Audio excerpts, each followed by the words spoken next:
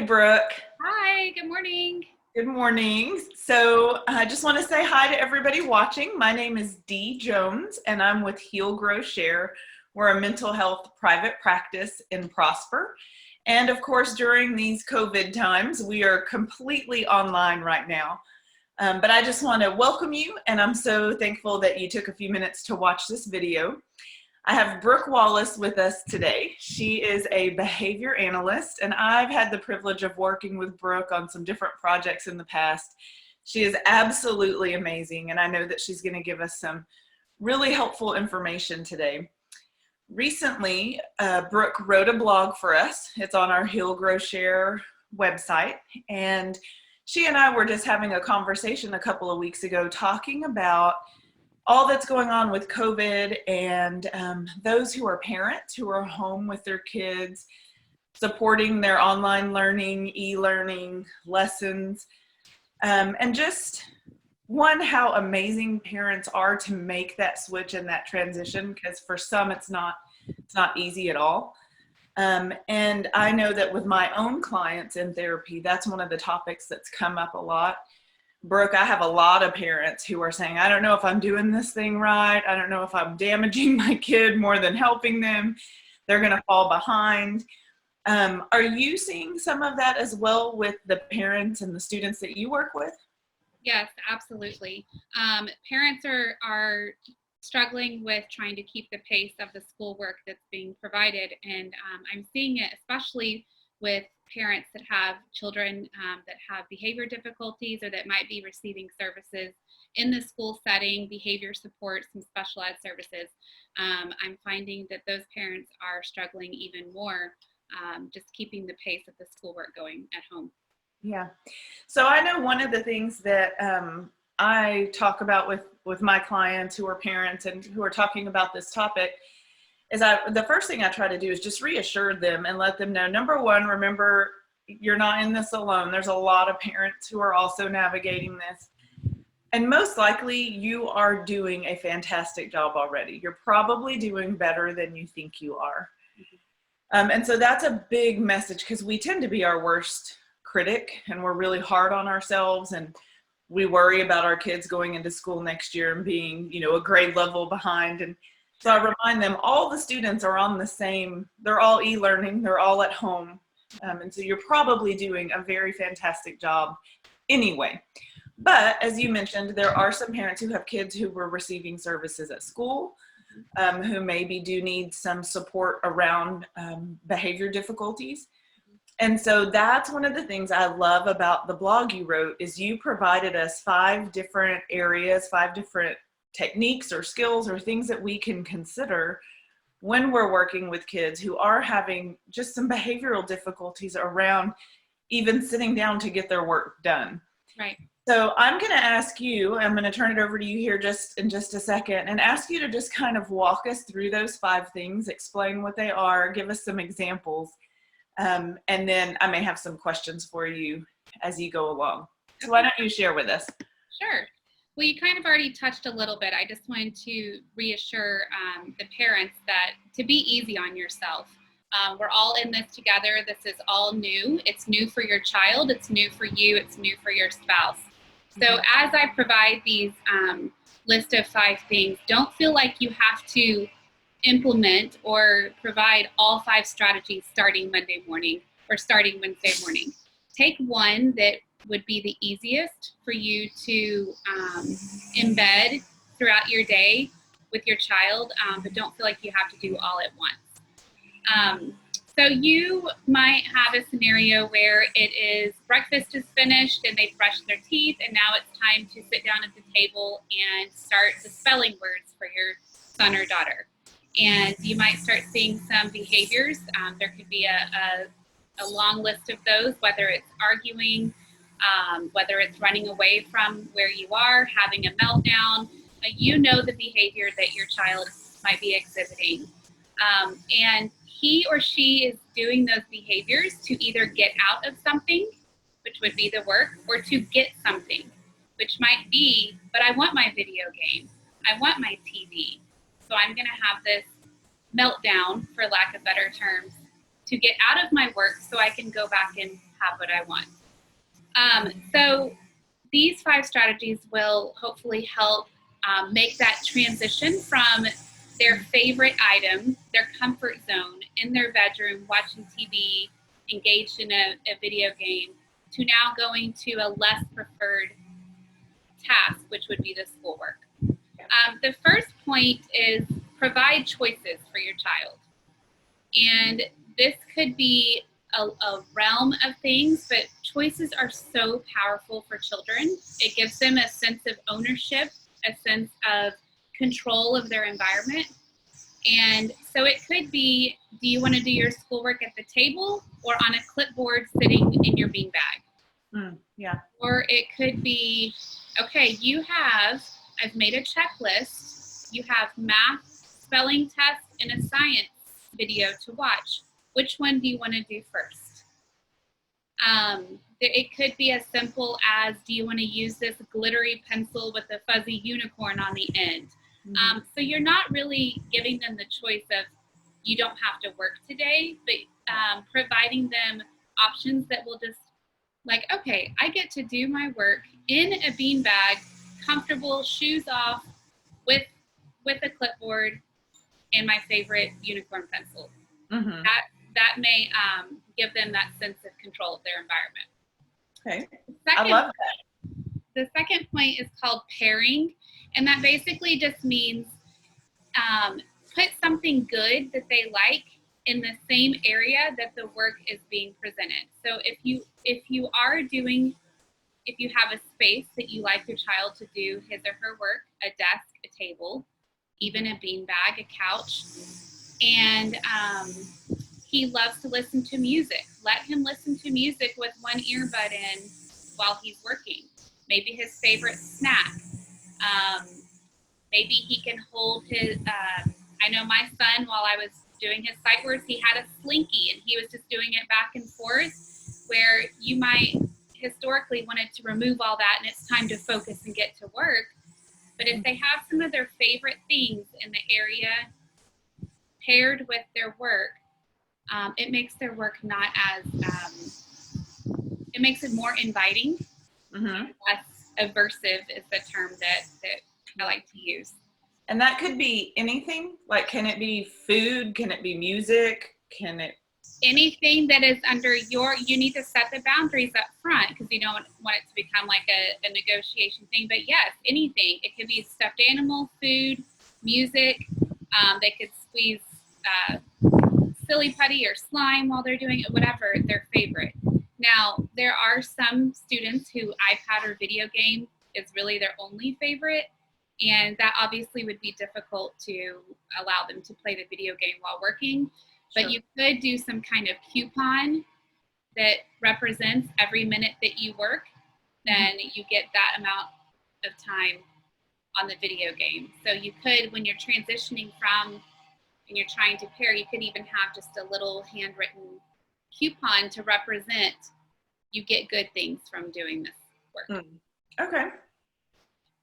The third one is called chunking, and that's basically if it is a long assignment or it's an assignment that requires multiple steps, break those down into smaller steps. And so it might be, if there's 10 spelling words, that you only work on 5 today. And then we'll work on the other 5 in a couple of days. If it's a writing assignment, you might just require them to write 3 sentences. So the end result is they have to write a full paper, but you're chunking it into smaller pieces. Okay. Maybe they only are required to answer the odd numbers. It's numbers 1 through 10, and you only make them do numbers 2, 4, 6, 8, and 10. So that's helpful. It's not as overwhelming to the child. When they see that task in front of them, they know they only have to do a little bit. Okay. The fourth one is called fade-in demands. And basically what that means is in an area that your child struggles or has more behaviors. So, for example, if it is in the area of math, have them do a couple of problems that are easy to them at first. So if they're working on multiplication and division, and historically this has caused meltdowns, maybe sit down with them and write down 2 plus 2, 6 minus 1. And you know that it's easy for them. And so it's called fading in the more difficult.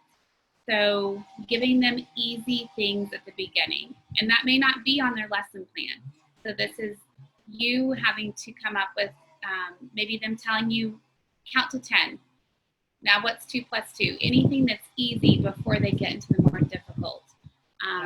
That develops, we call it behavior momentum. It gives you more success and to keep going. And then so when you are presented with the more difficult task, then you're more motivated.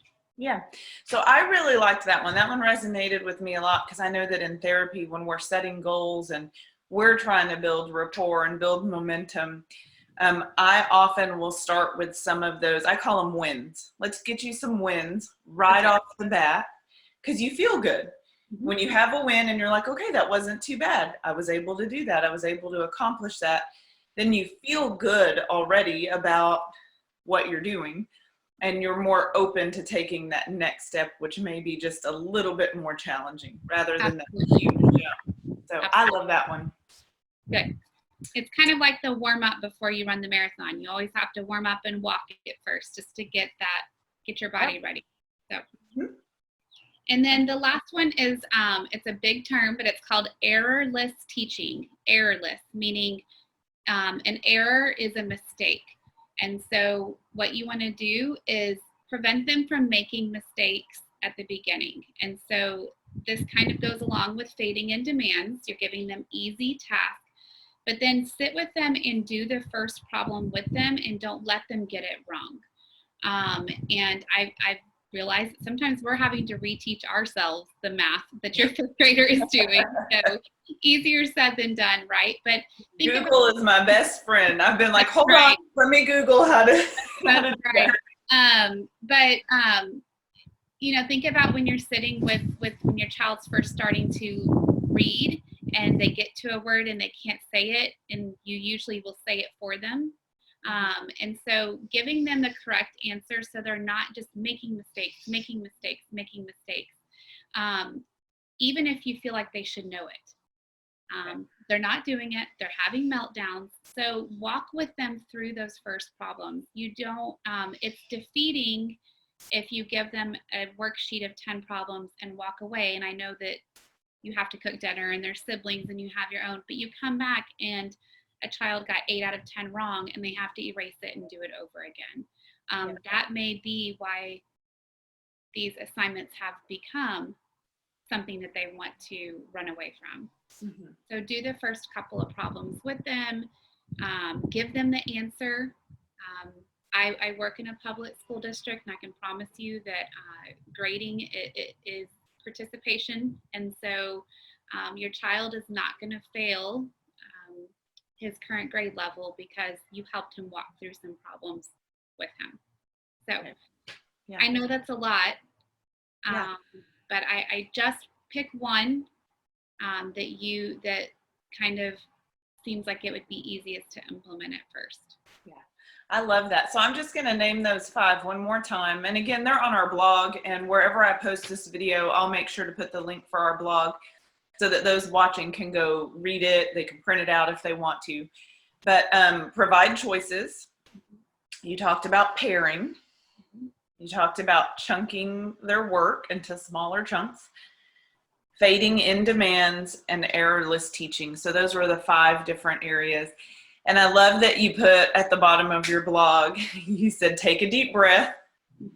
Your primary role still is as a parent. Sure. And your child's going to be fine. They're not going to fall behind. They're going to be okay.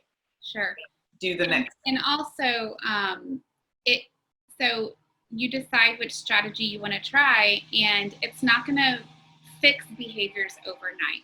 So don't celebrate your wins and celebrate that you went out of your comfort zone to implement something new. Your child still might have a meltdown. He or she has a history of that. So it's not going to make everything perfect overnight. But with consistency and one at a time, then you will see hopefully some progress. Yes. Well, and one of the things that's been such a blessing to me and those of us at Heal, Grow, Share to be able to partner with you is that there's been a number of times that I've reached out to you and said, hey, I have this client and these are some behavior things that I'm seeing. And that's your specialty. That's what you do. That's what I love about my conversations with you, is because while I'm looking at well, how do they feel and what was the trigger and, you know, what were they thinking in the middle of all of that? I love that you're very quickly, you can take me to a place of let's just look at the behavior. What's increasing it? What's decreasing it? What's kind of influencing it? And so I just want to say to those watching, if you feel like you need a little bit extra support, if it's more than you feel like you can do on your own just reading a blog, that's why we have Brooke. That's why we have her partnering with us at Heal, Grow, Share. So if you feel like you need a little more support or you just have some questions, you can always schedule a consultation session with Brooke. You can reach out to us at Heal, Grow, Share through our phone number, through our website. We'll get you all set up. We'll get you scheduled with her. And she really is amazing. She'll give you some really good tools to walk you through and give you a little bit of coaching on how to implement those. So I know that's been a huge blessing to me to have that relationship with you and be able to lean into your wisdom and your training and all of your years of experience, because you've been doing this for how long? How many years have you been? I've been a behavior analyst since 2013, but I've worked with students with special needs with behavior difficulties since 2005. Okay. So I'm in my 16th year in the district. Yeah. So, I mean, you just have a wealth of knowledge. I know that I love to dip into and ask for your help and receive that feedback. And I appreciate how generous you are with what you've learned and all that knowledge. And I never have to feel like I'm bothering you or like I'm overwhelming you, because I know that it's your passion and that's what you love to do. So I'm so grateful for that. Thank you. So again, wherever I post this video, I'll make sure that you have our contact information, our website, and you can reach out to us and we can get you set up with Brooke so that she can support you and encourage you and give you some new skills and tools.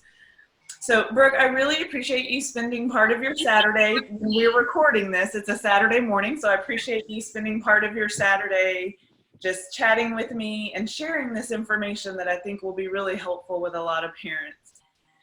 Sure. Thank you for having me. Yes, so we'll have you on again really soon because you have so much good information. Okay. I hope you have a good rest of your weekend, and we'll talk again soon. All right, sounds good. Bye, everybody. Bye.